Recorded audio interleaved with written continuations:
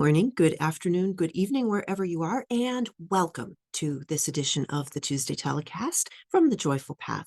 I'm super excited because Kevin Moreau is going to be here momentarily, and Kevin is a great friend of mine from France, and he is also known as Mr. Mingle. Now, one thing about Kevin and I is that we have attended schools together in which we explored our joyful path. And what Kevin has come up with is the Happy Misfits movement. So what does that mean? I identify as a nonlinear thinker, and so is Kevin. And he is taking all of the people out there who think in different ways than the system, and he is highlighting them in the world and showing their worth and their value and their excellence. And that is really a cool thing because everybody has something. And the world needs your something. So this is what Kevin does, is he shows up and he takes the Happy Misfits and is a happy misfit matchmaker. And I'm not saying he gets people together as couples, but more that he's helping them to identify with the place that they want to be in life. So I want to waste no more time and go and get Kevin into the house. Well, hello, Kevin, and welcome to the Tuesday Telecast at the Joyful Path. How are you? I am doing amazing. Thank you so much, Lydia, for inviting me. I am beyond thrilled. I can't wait to start this convo. I am excited too. And as I told my audience, we have been friends from doing a lot of trainings in happiness and in how to get on, our own joyful path. And that is, you have become known as Mr. Mingle, and you do these marriages of misfits, and not people, but of people's with their passions, by bringing them together and getting the brilliance in the misfit, in the brilliant minds that are unique in our society, where sometimes people are very, steady, and we think we have to be steady, and how beautiful it is to not be steady. So that's something that I really appreciate in you and what you're doing. So to start, can you just talk a little bit about what brought up your vision, your focus on being the misfit matchmaker mingler that you have become? Wow, I love that question. So yeah, there were many different steps, actually. It was a long journey. And I'm trying to figure out a way to make it very short and concise, and maybe we will go, we'll explore some specific parts, but I feel the best way to start is really, the once upon a time way. Like, I was just born that way. I was born different. I didn't necessarily realize that back in the days, but I thought different. I very recently started to acknowledge that I am a neurodivergent on the ADHD side of things. But to me, it's just label, right? I always knew I was thinking different.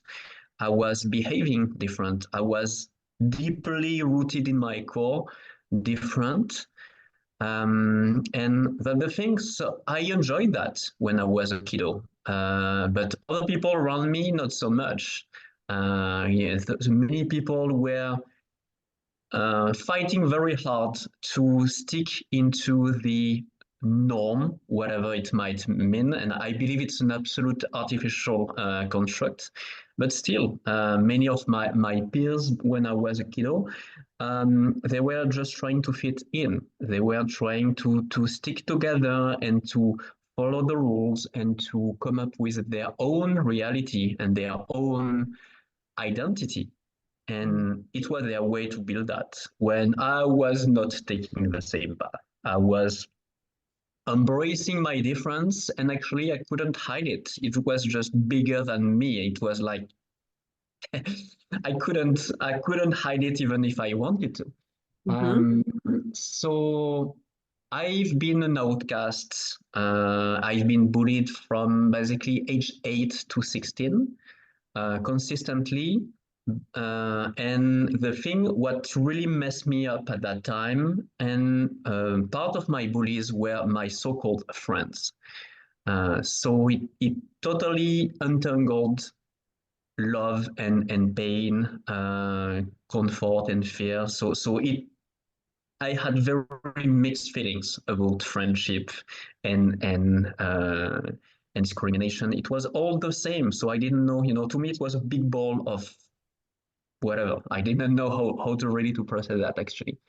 Um, and so I don't want to go necessarily too deep into the details, but as you can imagine, it was very unpleasant to say the least. And I'm pretty sure most people listening to this amazing show have known some form of bullying or discrimination, because unfortunately it's extremely common. It might not take the form of bullying per se, but most people are discriminated for any number of reasons: gender, color of skin, religion, appearance, the way they think, the way they behave, the way they dress, you name it, right? So, long story short, it wasn't fun, but actually it created a very deep craving in me. I was famished for healthy, warm, good relationships Mm. that I didn't have at that time. And actually, it created a hole in me, and it destroyed me in a way. It was very toxic in a way, right? And it destroyed my self-esteem and self-confidence, etc. I became a very shy, very um,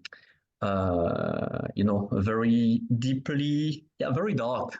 Typical teenager, I became a metalhead, wearing dark clothes and trying to create an artificial armor of badassness when I was just a poor little kiddo, all lost and fearful, actually.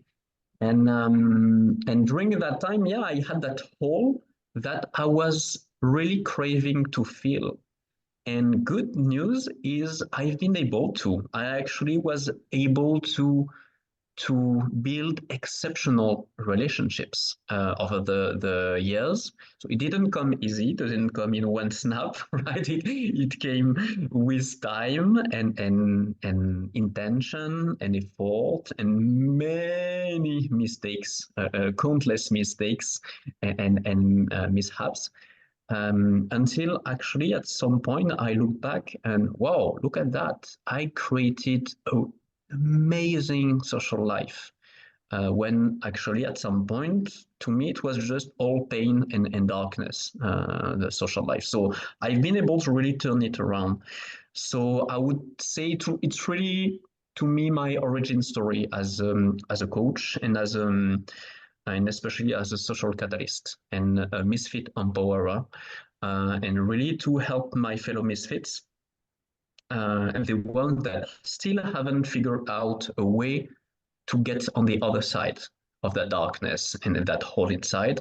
And really, like, folks, don't worry, I got you. I've been exactly where you are. And good news, there are way out. We can get out of it. So I could, Mm. yeah, give you many other milestones and stuff, but I feel that one is the most important. It's huge. And we label these things so many different ways. We can talk about this as the hero's journey. We can talk about this as one way that I talk about it often is that the only way to the other side of pain is through. And it doesn't matter what the kind of pain what the pain is, but when we are on one side of it and we're staying in the pain because we're trying to put it under the rug, it doesn't go away. We have to go through it, which is scary, but we do that, and we have periods of darkness, but that's what brings the light. There's a purpose and a bravery and a passion and different sparks in each person that really help them get to that other side, that joyful path. The connections, I think you're right on the money when you say that we each have experienced this in some way. It's the bullies, if we take just the straightforward bullies, have been bullied themselves. And the only way that they came to rise up at some point in their life is to assume the less vulnerable spot, but it's because inside they are very much not secure. We need connection. We need love. I also have a neurodivergent path, and I embraced it, but I also, parts of it, I didn't. I know that I did quite a bit of masking, and I don't think I did it very well, but I could be wrong.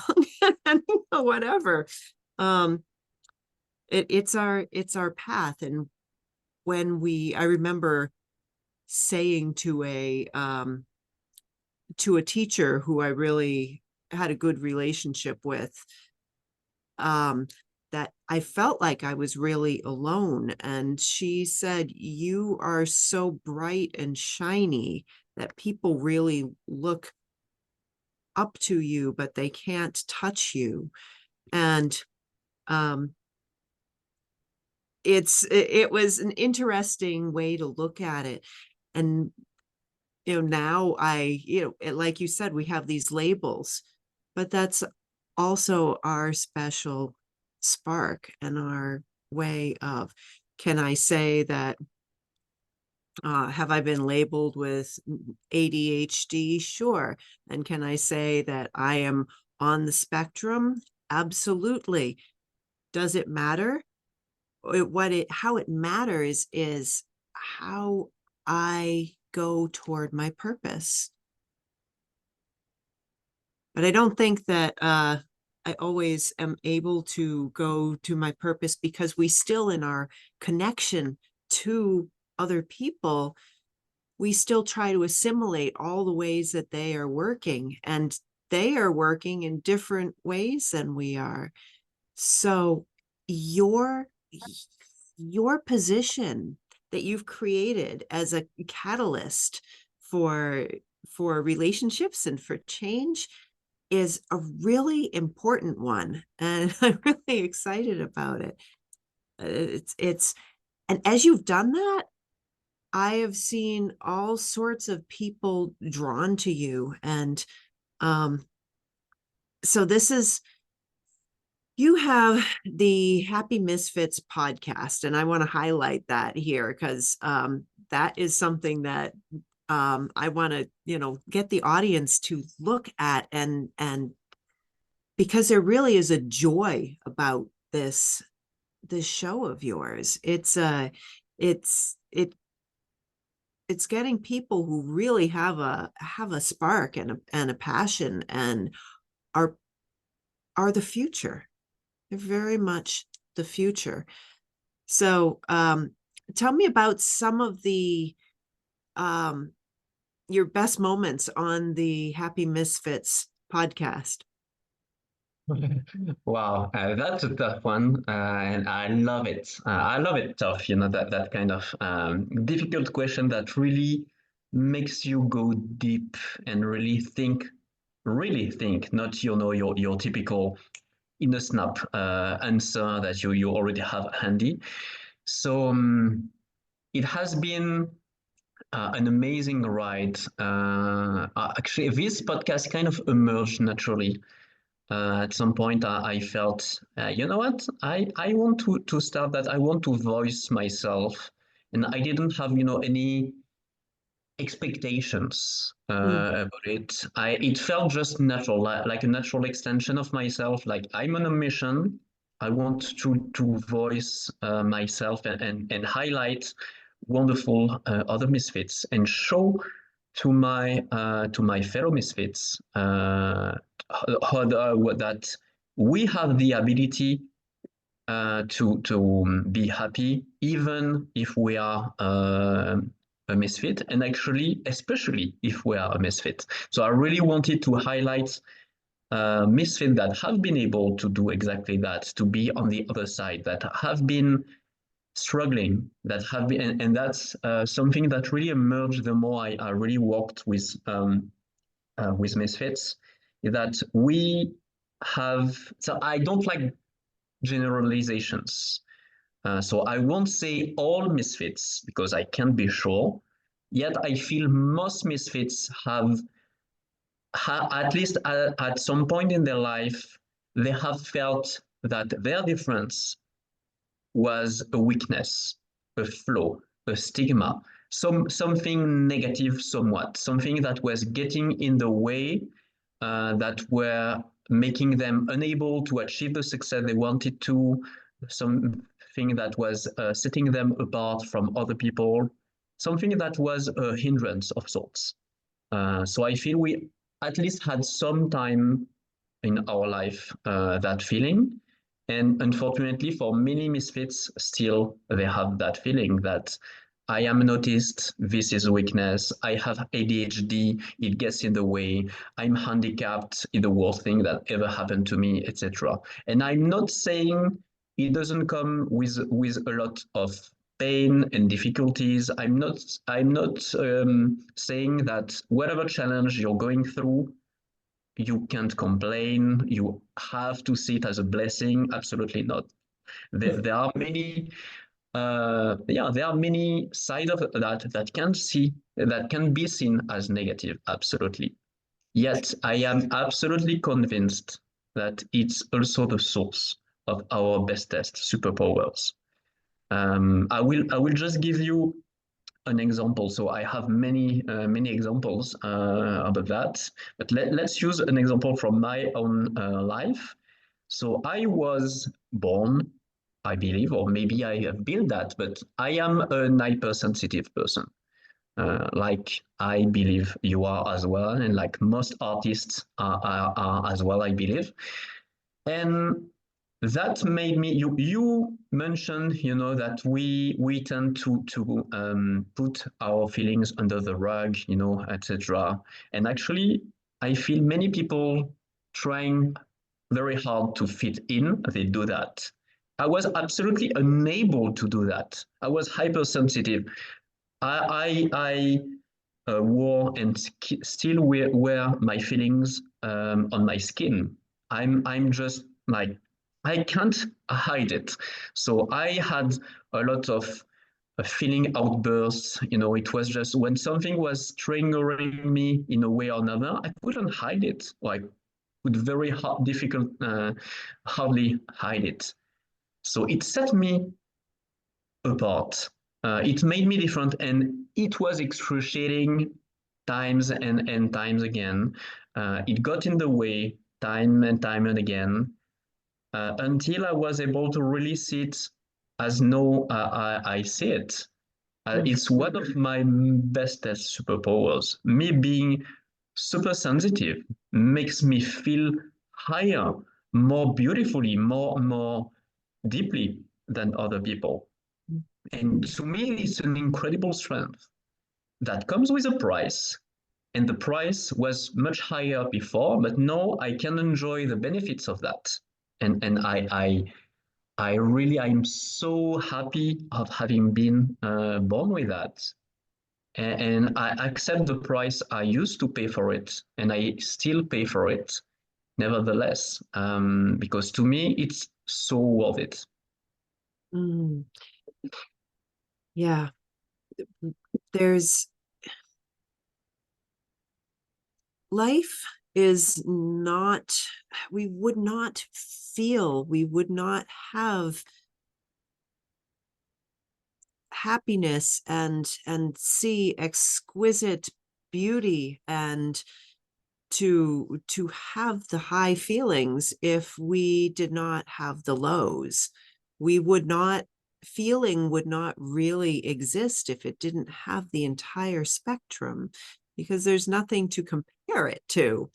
We need to have something. So some people feel like this, and some people feel like this. And but as you said, there's, you have like a higher high for that. You get that incredible epiphany of how beautiful things are. You also mentioned earlier, I want to bring this back, that you basically said there's no normal, and there's what is what is normal? What is, we have, supposedly neurotypical people, and that the neurodivergent people are the ones who are different, but where is normal? Is it a statistic? Is it all of the people who like the color blue and who like to drive a certain car and who like to eat a certain food and who are a certain personality type and who are accountants? Or I mean, any accountant I know would say I'm not normal. What is normal? It's a ridiculous benchmark. But I think what happened is that we are fitting into, I've said this before, but are fitting into the Industrial Revolution, where for a while all of our schooling made us much more streamlined towards somebody who would work.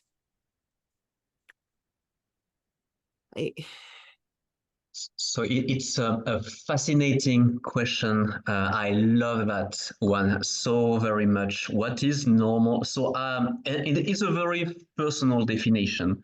So I'm not saying, this is what science say or research say about the norm. And actually, I'm like, because I'm a giant nerd. I love learning. I love exploring research and data and other people's thoughts. But actually, I'm realizing, hey, you know what? I never did my research on that specific word, normal, and I'm like, that's super interesting. So until now, I will just go with my personal definition, and actually, I have two. And to me, the what most people call normal, to me, it's a kind of lukewarm compromise, so that no one will be left aside, that we will try to find a middle ground that will at least try to satisfy the biggest majority of people, and actually, which means that no one will fully be satisfied, and we will try to just, yeah, make basically damage control, which comes from very good intentions, probably, but Yes. absolutely doesn't work. And then you have that very cultural norm that will change from one culture to another, from one continent, country, community to another, and that will also evolve over time. That our current norm is widely different from the 17th century norms, or the before Christ norms, etc. So it's a living thing, and it adapts to its local culture and temporal culture.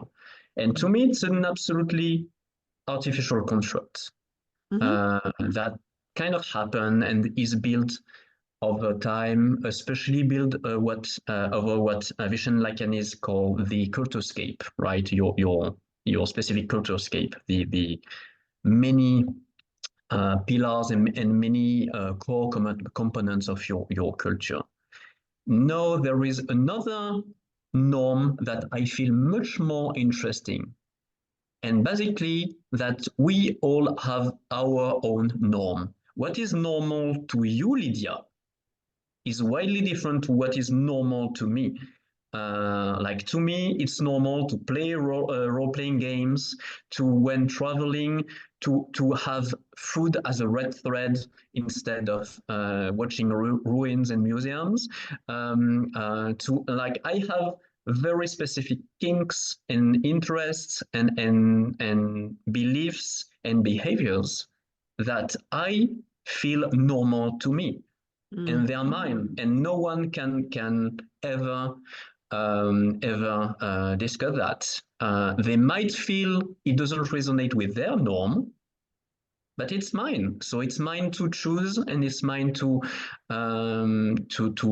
live by, and also to make evolve. Because sometimes I'm like, hey, you know what? That thing that I used to feel like a norm, maybe it's not so good. Like I very recently discovered that um, having a breakfast with sugar in it, especially like starting your breakfast with sugar, is probably one of the very worst move you could do in your entire day and entire life. And you probably know that, or if you don't, I will tell you that the typical French breakfast is mostly sugar. Like basically, it would be bread, which is sugar, with jelly, which is sugar, and with like orange juice or which is extra sugar. So basically, you have pure sugar from the get going. When your body absolutely don't want that yet, after a while, sure, why not? So actually, I'm revamping, I'm pimping my own norm here, and I'm like, look at that. I guess it has to evolve, but it's on me. I decide. It's my norm. It's my life, and I have control over it. So to me, there are those two norms: the general norm and the individual norm. Oh my goodness, this is so interesting. When we, well, it brings me to the ideas of some of the happiness, the pillars of happiness in different cultures, but our responsibility toward ourselves when we take that, some people are very scared of that. I think we're all scared of that at first because we're shown that responsibility is a scary thing. But when we take responsibility just for ourselves and not for everybody else, and we don't have to be judgmental in a way that is hurtful. We we will look at something like the sugar in the breakfast, and we say, okay, it's really tasty. I like the way this tastes. I don't like the way I feel later. And the way I feel when I don't do this is better than the way that tastes. And the way that tastes isn't as good as it used to be. But the feeling I get from being healthy lasts. We can make those choices. We can say, I don't have time to deal with that change, and I am going to do what I do because I have other things that I want to change in myself. It's it's a our nature, even though a lot of people don't like change, is to change.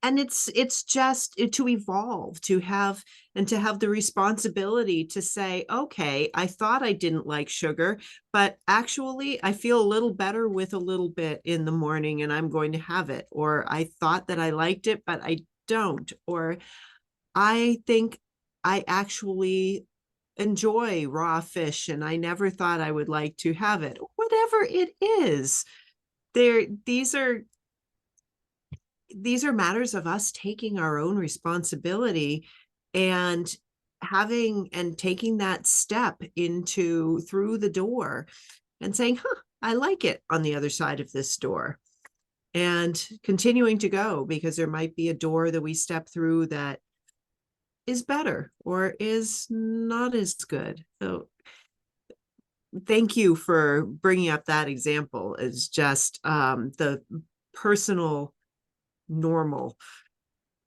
Our personal normal is also, it changes as we get older, and we look at first and say, for me, I didn't realize at first that I'm synesthetic. I see and hear, and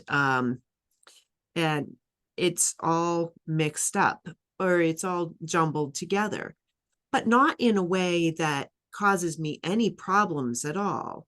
It is perfectly fine.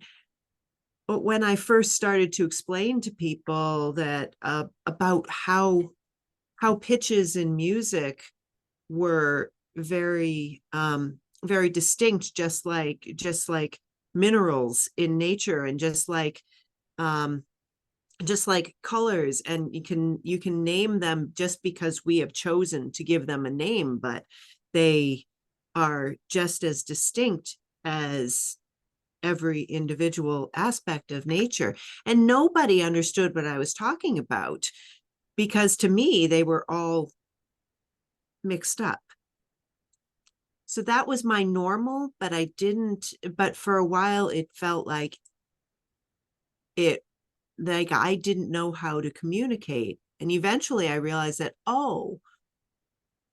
I am normal for me, but people don't understand that. And I learned how to find what is normal in each person and listen to them and listen to their experience, and not put it into my normal, but to listen to their normal and find the common ground in it, which often just comes down to the feelings. If there's any common ground, it's feelings. So I'm going to shift here and say, you and I have connected on a number of topics of ikigai, the Japanese concept of having just satisfaction in the soul. And we've and that speaks to me a lot of this same subject. How are people finding their, as people who are misfits, finding their ikigai, finding their if not their purpose or their happiness, just finding that contentment in their soul, because they don't push away the parts that don't fit. Yeah, it can be quite difficult, I believe. And yeah, once again, I don't want to make any generalization, but I feel that oftentimes, especially for misfits, our purpose and something that really fulfill us in immense way, and with very intense depth, comes from our very challenges, what we saw as our weakness, what we struggled with, once again, what felt that was getting into the way. Actually, it's probably one of the things that can fulfill us, especially if we've been able to overcome it, or to manage it in a smooth and graceful way, or really and like I like to share an example about that, which is absolutely striking. And in that case, it's interesting because it's another type of misfit. It's an accidental misfit instead of a natural born misfit. And you probably remember Christopher Reeve, the iconic Superman of before Henry Cavill. So the big one when not so many movies were released every year. When every single movie that was released was a big thing, but it was a big event, right? So at that time, Christopher Reeve, when he had done Superman, he was an absolute superstar. He was ultra famous. He was revered. He was very wealthy, very well connected, right? He had the best life you can possibly imagine. And then he had a very bad accident, and he became paralyzed. Yeah. And to him, he felt like he was dragged into hell in a second. And obviously, he was infuriating. He was devastated. He went through so many different emotions. I have no idea. I have the chance to not be handicapped, so I have no idea. I have known many physical pains through my years as a dancer, but still nothing that can compare to what he's been through. And yet I remember, so a few years ago, I believe, there was uh, an article from a newspaper when actually he was telling to a journalist that if he were to go back and have the opportunity to spare himself from the accident, he wouldn't do it. Why is that? Why would he purposely, intentionally not avoid such a critical accident? Because actually, thanks to that accident, he realized that, hey, you know what? There were so many other people with handicap than him, which didn't have all the wealth, all the fame, all the connections that he had, and that were really in an even worse situation that he was.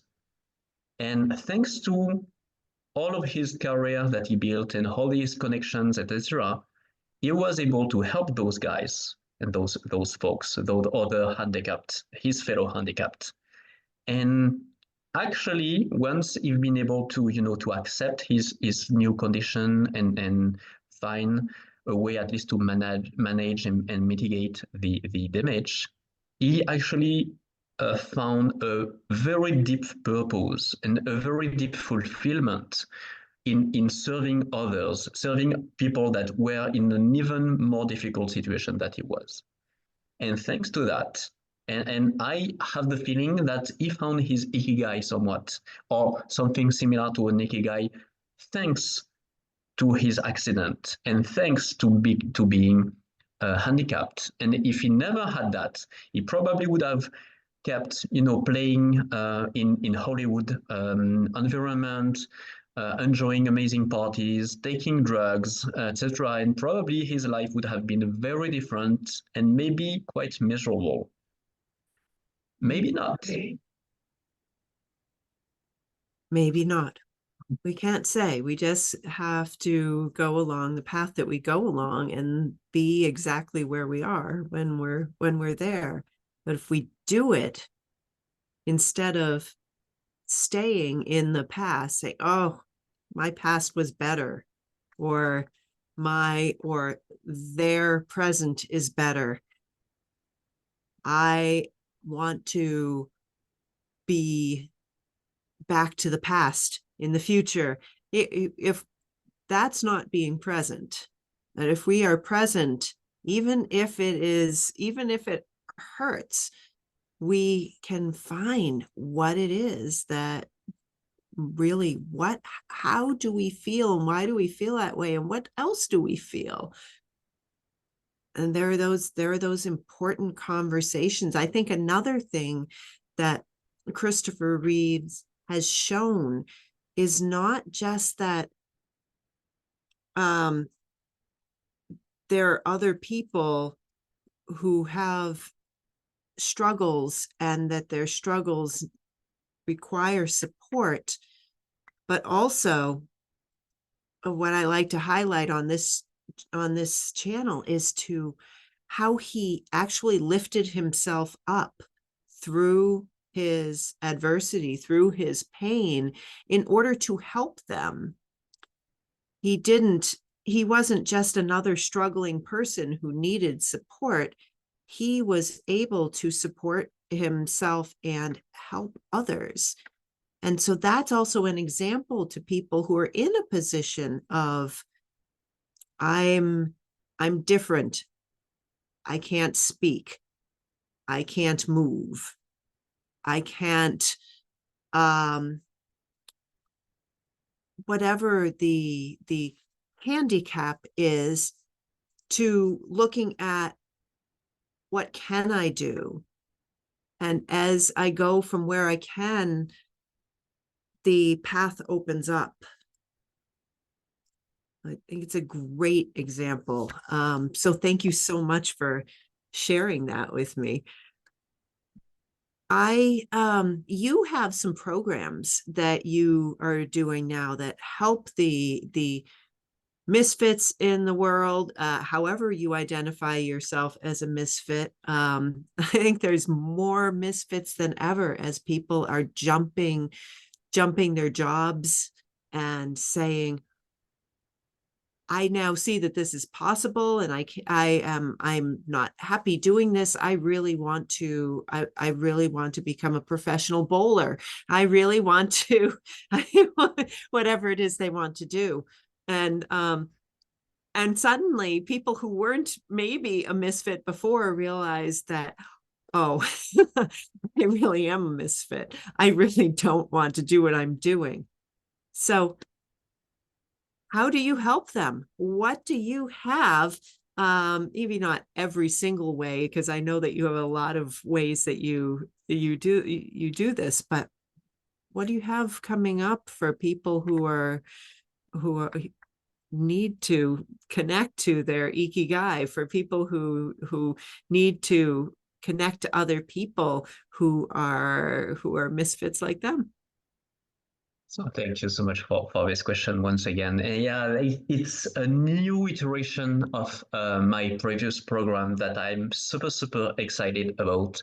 So actually, that's the root of that initial program. It is one of the reasons we connected with that you mentioned through Ikigai, because I came up with a concept that I call Ikigais, and to make it short, basically the idea is really to finding purposeful and purpose-bringing people and surrounding ourselves with a high quality, high value, exceptional close friends of us that will really elevate us and nurture us in the bestest way possible. And of course, you want it to be a two-way street, right? You want also to elevate those other people. So you really want to elevate. And so right now I will release in a few weeks now a new iteration and really focusing on helping my fellow misfit entrepreneurs, which actually is almost redundant because yeah, there are so many entrepreneurs that are misfits because we tend to hardly fit into a system, a very corporate, very rigid, very conservative system, of traditional work. So when we are misfits and when we are highly misfits, we have high chances to turn towards entrepreneurship, because so we can create our work our way. We can go and create our own way to express ourselves and share beautiful value to the world. And that's the thing. So I'm a returning entrepreneur. It's my second run at it, and I learned the very hard way, that you absolutely want to have the very best surroundings. Because the first time I failed miserably. I already had an amazing circle of friends. I already had an amazing support system that was available to me, but I didn't carve out the time to spend with them. I was grinding. I was, head nose on the wheel, and I was just grinding my way, and I was not seeing them as often as I should and could, and I was not necessarily listening to their very good advices. And guess what? I ended up with a very severe burnout, then with a deep depression that took 3 years of my life. And actually, looking back, I now see that depression as a beautiful gift. I'm not kidding you. It has been one of the deepest, most powerful gifts I ever had. An amazing fertilizer to my growth. So it was amazing. It brought me a lot of goodness. Yeah. Still, being stuck into that for 3 long years didn't feel so good. I could have enjoyed the growth without the pain.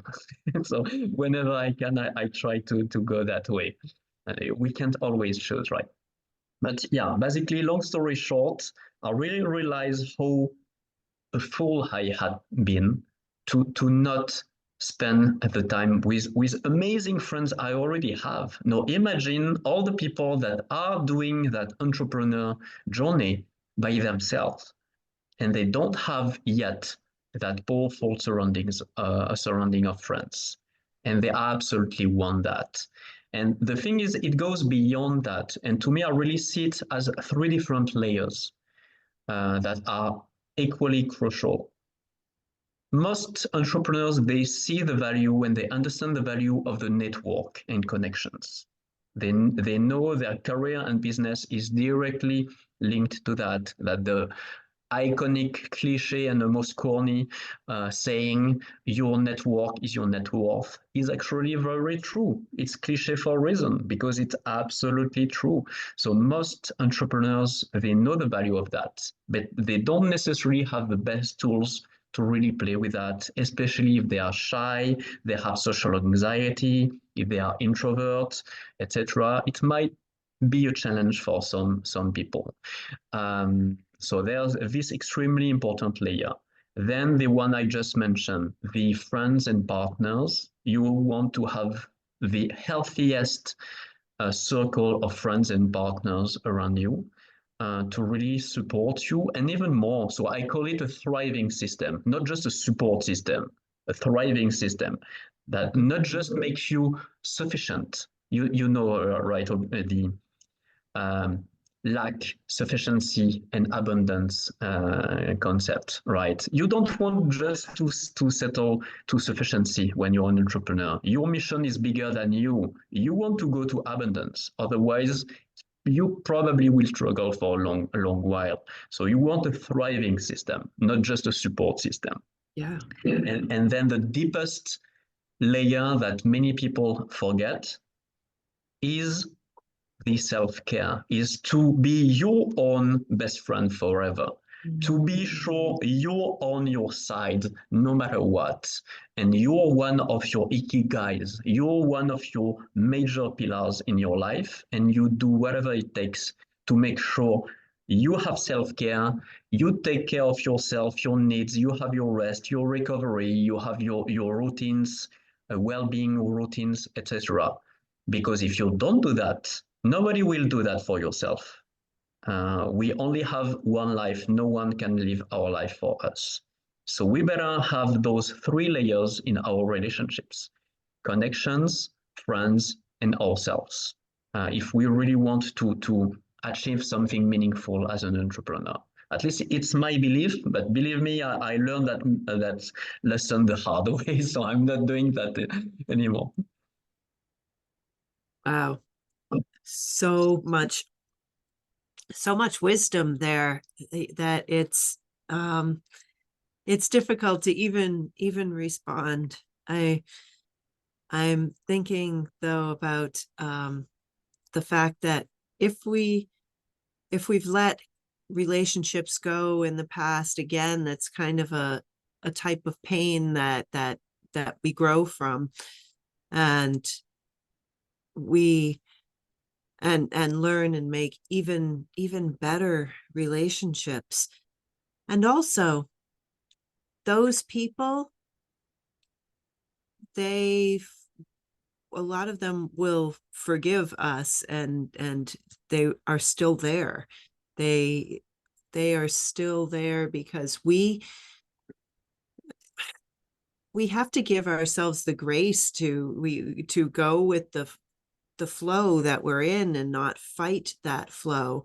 And while we're going, we may find that we don't have it all right because we're learning all the time. So when we can't go with the flow, we need to be gentle with ourselves, and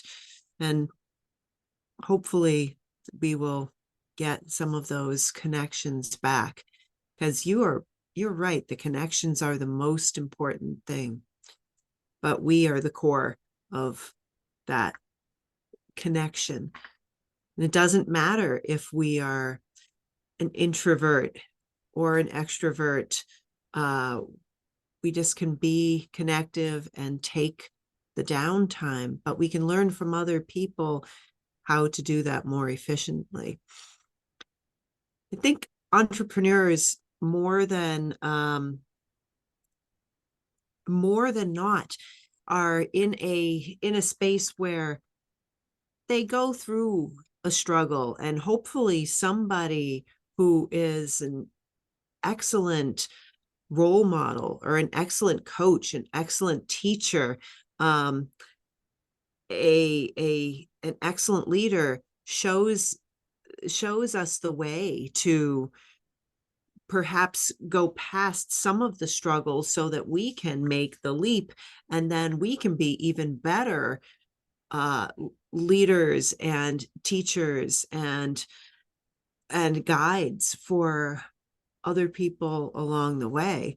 It's sort of how we make progress. It's not that somebody coming to us won't have any struggles, but that they will have their struggles and be able to leap ahead and, possibly have even bigger struggles, but that they'll be in their purpose. So when is your next program coming up? Are you where you are going to your next iteration, as you said? Is this going to be coming up this spring or in the okay? Yeah, absolutely. So I will host a free masterclass on April 16. And actually, I will bring in the mix a mini guide that I'm cooking up, and I'm super excited to share that because I've been networking in person for many years now. So because since my first run as an entrepreneur, and actually even before, and I collected my most yummy strategies, tactics, and tips for in-person networking. And really, it's what had the most important impact on my growth back then. It was more, the social media wasn't that much of a thing back then. It was kind of starting. And really in person. And even though many people feel, yes, we want to be online, social media is very important, we want to master that skill. Absolutely, you better. Like, you want to connect online, it's extremely powerful. Yet there is nothing like in-person networking, because you have chemistry. Like for music, for example, you could watch a DVD, you could listen to an MP3, but going to a live event, a live concert, it's totally different. You have sweat, you have all the energy in the room. You can have a very good idea of the real genuine vibe, and like whatever you believe. What is very interesting in the whether you are religious, spiritual, or scientific, all those concepts gather around the idea of everything is energy, no matter what. everything in this entire universe is energy in one way or another. And really, in person allows you to grasp that energy, to taste that energy. So you want to master in-person networking. It's extremely important. So I will share very yummy pieces of how to ace your in-person networking as a misfit entrepreneur. So that's in the mix for free if you join. And yeah, and then I will have another event, a follow-up free event, more like a workshop, and really play and get your hands dirty, so to speak. So it will be online. I would love to have the in-person version, but for now it will be online. So that's what lines up so far. Well, we can connect online, and then we can have vital connections later if we so choose, once we've connected online.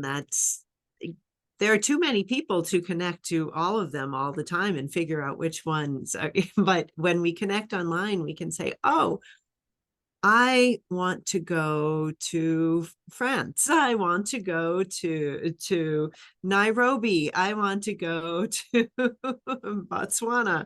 Yeah, and then see this person and connect. So and eventually that will happen. And there are coincidentally connections right near us who are absolutely vital and beautiful that we can connect with. So I think that's an invaluable skill, as well as the social networking, because a lot of people are not so comfortable with that, because even if they were comfortable with it 5 years ago, it was different than it is now. It's evolving in a interesting and beautiful way. So April 16th, and that will be on what social platforms, or will it be on Zoom? How will people find that? So very, very good question. So it will be on Zoom. I love Zoom. I love the proximity and the intimacy of Zoom rooms. So the event in itself will be on Zoom. It will be recorded, but still, as I'm like, the live is always better to me. In-person live, obviously, but you probably want to be there, because the first event will be more webinar side, would be more me sharing very yummy pieces around, that synergy I mentioned, for that ecosystem, between relationships. But still, so it will be on Zoom. Yet my playground is LinkedIn. It's when I have the most fun. It's my sandbox, where we reconnected a few months ago, where the hounds of business are rolling. So if you want to find me, it's where I will put the most information. I'm not playing with Instagram or Facebook yet. I might never, to be honest, because it's like neurodivergent, right? I can't focus that much. So for now, I'm just sticking to the LinkedIn platform, and we'll see what happens. So if you're curious, follow me on LinkedIn. That's also where I have my podcast live, the Happy Misfits Podcast. And Lydia, you will soon be one of my guests, and I can't wait. It's going to be amazing. It's going to be great. And that also is shared on YouTube, correct? Absolutely, yeah, absolutely. And thank you so much for that one, because I tend to forget. I'm very, very bad at promoting my YouTube channel. For now, I have 23 followers on YouTube. It's still better than 0, right? But yeah, feel free to have a look and check if you like the podcast. All the recordings of the Happy Misfits podcast are in one place, on the same playlist on my YouTube channel. So if you enjoy my podcast, feel free to subscribe and follow. And you will enjoy Lydia, not as a host for a change, but as a guest. And it's going to be an amazing conversation, I know. I'm looking forward to that. And so for everybody watching, write down in the show notes, there is the link to the Happy Misfits podcast on YouTube, as well as, and I will update this as it needs updating, but the link to the masterclass that Mr. Mingle, my friend Kevin, is going to have on the 16th of April. So look down there and ways to connect with Kevin. So thank you so much for coming on my show and being here as part of the ethos of the joyful path.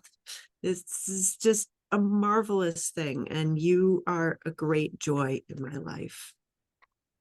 Thank you so much, Lydia. Yeah, I really so deeply appreciate what you just said, and yeah, thank you so very much for this invitation. I was genuinely thrilled to be on your show.